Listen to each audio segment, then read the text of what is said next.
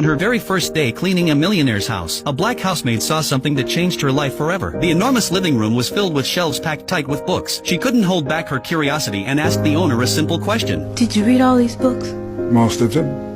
Why? His answer made her realize something powerful. Knowledge could truly change a person's destiny. That night, when she got home, she turned off the television. She sat down and made a learning plan for her children. She told them they had to finish 2 books every week, and on weekends they needed to write a report about what they had read. If you use that time to develop your God-given gifts, wouldn't be long before folks was watching you on TV. Those words sank deep into her son's heart. From then on, a boy named Carson studied late into the night, but even with all his effort, he was still at the bottom of the class. When his teacher asked how many questions he had answered correctly on the exam, he whispered, "None." The classroom erupted with laughter. Carson lowered his head in shame. Every day after school, he avoided his classmates so he wouldn't face their stares, but the teasing never stopped. Finally, he lost his temper and got into a fight. He was sent to the principal's office. When the principal demanded an explanation, Carson said it was an accident, but no one believed him. The principal pulled out his report card and handed it to his mother. It was filled with nothing but D's and F's. He warned her that if things didn't change soon, the school would have no choice but to expel him. On the way home, Carson was overwhelmed with guilt. He promised his mother he would never fight again, but when it came to grades, he wasn't so sure. He had already tried his hardest, and maybe his classmates were right. Maybe he really was dumb, but his mother looked him in the eyes and said firmly, "You're not dumb, my son. You are smart. You just haven't used your intelligence yet. But if you keep these grades, you'll spend your whole life scrubbing floors in a factory." Her words shook Carson to the core. He vowed to change, to prove himself to his mother. Yet no matter how hard he worked, his grades didn't improve. Then one day, his mother noticed something strange about the way he read. She soon discovered the truth. Carson was severely nearsighted. She didn't hesitate. She broke open her savings and bought him his first pair of glasses. For the first time, the words on the board came into focus. For the first time, his eyes locked onto the pages of his books. Slowly, his grades began to rise. The day he finally passed an exam, his mother's joy was beyond words. From that moment on, Carson started to love learning. He read late into the night at the library. He read in his dimly lit bedroom. He even read in the bathroom at home. Anywhere he could, he studied. Soon, his grades improved dramatically. When he brought home his very first A, he rushed home after school, eager to share the joy with his mother. But she told him calmly, "If others can do it, you can too, and you can do even better." Those words became his driving force. Carson pushed himself harder than ever. The first time he stood at the front of the class to be praised by his teacher, he felt something he had never experienced before. It lit a fire inside him. As time passed, his hunger for knowledge only grew. He became fascinated with everything, even a simple pebble on the ground. His curiosity drove him to read every book he could find about rocks. That curiosity paid off one day in science class. The teacher held up a black stone and asked if anyone knew what it was. The room was silent. Then Carson raised his hand. "It's obsidian," he said, and went on to explain how it formed. His explanation was so detailed that even the teacher learned something new. From that day on, his classmates saw him differently. After class, the teacher showed him a microscope and invited him to take a look. That single moment opened a door to a whole new world. Carson's desire to explore the unknown grew even stronger. 4 years later, the boy who once sat at the bottom of the class stood proudly at the top of his grade. His mother watched him walk across the stage to receive an award, her heart bursting with pride. After years of determination, Carson earned a place at Yale University with a full scholarship. He even met a brilliant young woman who became his girlfriend. Together, they dreamed of the future. But Carson still faced obstacles. His grades in chemistry were so poor that he had failed multiple times. If he didn't pass this time, his dream of becoming a doctor would collapse. As he struggled, his girlfriend asked him, "What's the thing you do best?" "Reading," Carson replied. "Then do what you do best." She said, "Read. Read as much as you can. You'll find the answers in those books." Carson took her advice. He studied day and night. With her help, he filled in every gap in his knowledge. When the exam finally came, the pages were filled with complex chemical formulas, but Carson's mind was ready. Answers flowed as if his pen had a life of its own. When the results were posted, his name was there. His hard work had paid off. At graduation, Carson was recommended for an interview at Johns Hopkins Hospital, a place known as the Mecca of medicine. But it was also where countless dreams were crushed. Each year, they accepted only 2 neurosurgeons, and that year, 125 applicants competed for those spots. One question mattered most. "What makes you think you can be a brain surgeon?" Carson answered calmly. He spoke about his passion for exploring the unknown. Then he asked, "Do you believe in miracles? The human brain is a miracle, and I believe every person has the power to create miracles." His confidence and composure impressed the interviewers. Those were exactly the qualities a neurosurgeon needed. Carson was accepted. Although he was only an intern, his heart was filled with excitement, but reality was harsh. At first, the receptionist mistook him for a janitor. Later, a senior doctor confused him for a nurse and told him to draw blood from a patient. Carson checked the the chart and realized the patient was severely anemic. Drawing blood could have made things worse. When he refused, the doctor saw it as a challenge to his authority. Carson was harshly scolded. Though humiliated, he held his anger inside. It wasn't weakness, it was self-control, something life had taught him. Then came his chance. One night in the ER, a young man was rushed in after being struck in the head during a baseball game. His life hung by a thread, but all the neurosurgeons were away at a conference. The only doctor there was Carson, still just an intern. By rule, he wasn't allowed to operate, but as the patient's condition worsened, Carson knew he had no choice. Guided by duty, he stepped into the operating room as lead surgeon for the very first time. 4 hours. He worked with focus and precision, and in the end, he saved a life. But soon after, he was summoned to the director's office. His decision had broken hospital rules and could have put them at risk. He braced himself for punishment. Instead, the director gave him news so shocking it would change his life forever. Want to know what happened next? Follow me. The rest of the story is coming soon.